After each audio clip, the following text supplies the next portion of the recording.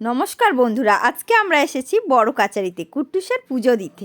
দেখো কুট্টুস এবার নাড়া হচ্ছে, ও খুবই কাঁদছে, এত কাঁদছে যে ওকে রাখা যাচ্ছে না, কিন্তু কি করব, এটা তো নিয়ম, ন্যাড়া হতেই হবে।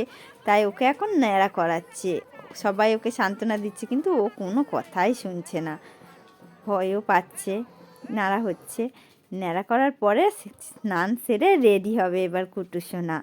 গোপালের পাশে দাঁড়িয়ে আমি একটু ফটোশ্যুট করে নিলাম। কুট্টুসের মালাটাকে খাচ্ছে দুষ্টু ছেলে। এবার কুট্টুসের রেডি হওয়ার পালা। এবার ওর দিদুন ওকে কোলে নিয়ে দাঁড়িয়ে আছে।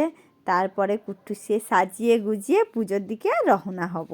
কুট্টুসের মা এখন স্নানে গেছে, পুকুর থেকে স্নান করে গণ্ডি দিতে দিতে যাওয়া হবে মন্দিরের কাছে। দেখো বন্ধুরা, মা এবার গণ্ডি দিচ্ছে, কুট্টুসের মা আস্তে আস্তে।